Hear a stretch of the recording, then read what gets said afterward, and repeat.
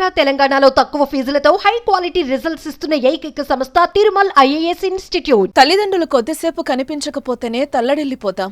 అలాంటిది ఆ తల్లిదండ్రులు ఇక లేరు అని తెలిస్తే అబ్బో ఊహించుకోవడమే కష్టంగా ఉంది కదా.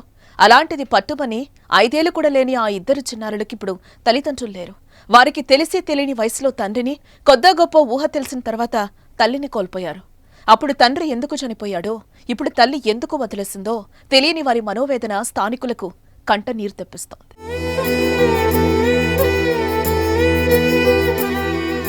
కరీంనగర్ జిల్లా మానకొండూరుకు చెందిన ప్రహర్ష 7 ఏళ్ల కిందట పవన్ కళ్యాణ్ అనే యువకుణ్ణి ప్రేమించి పెళ్లి చేసుకుంది. ఇరు కుటుంబాలు అంగీకరించడంతో సంతోషంగానే సాగిపోయింది వీరి సంసారం. 5 ఏళ్ల ఆద్యశ్రీ, 3 ఏళ్ల ఆయాంష్ సంతానంతో హ్యాపీగా సాగుతున్న వీళ్ల కాపురంలో ఏడాది కిందట చీకట్లలుముకున్నాయి. పేదరికం కారణంగా ఆర్థిక సమస్యలు తలెత్తాయి. దీంతో మనోధైర్యం కోల్పోయిన పవన్ కళ్యాణ్ క్షణికావేశంలో ఆత్మహత్యకు పాల్పడ్డాడు.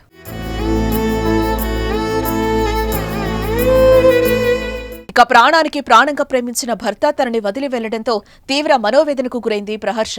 ఎంతో కుంగిపోయింది. అయితే తన పిల్లల కోసం ధైర్యాన్ని కూడా తీసుకుని కుటుంబాన్ని పోషించేందుకు నడుం బిగించింది. ఈ తరుణంలో మానకొండూరులోని ఓ ట్రాక్టర్ షోరూంలో పనికి చేరింది. పిల్లలు మంచిగా చదివిస్తోంది. రోజు పిల్లల్ని స్కూల్లో దించి డ్యూటీకెళ్లేది. ఇలా వారి జీవితం కుదురుకున్న ఒంటెద్దు సంసారంలా సంతోషంగా సాగింది.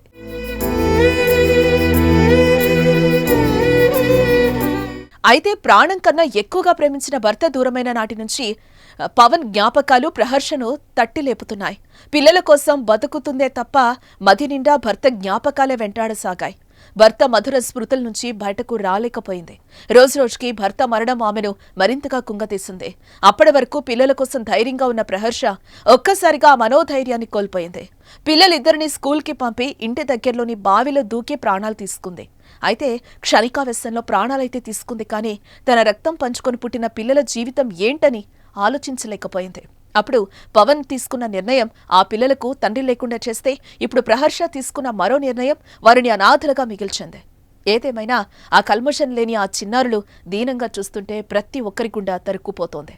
ఇలాంటి కష్టం మరెవరికీ రావద్దంటూ కన్నీళ్లు పెట్టుకుంటున్నారు స్థానికులు.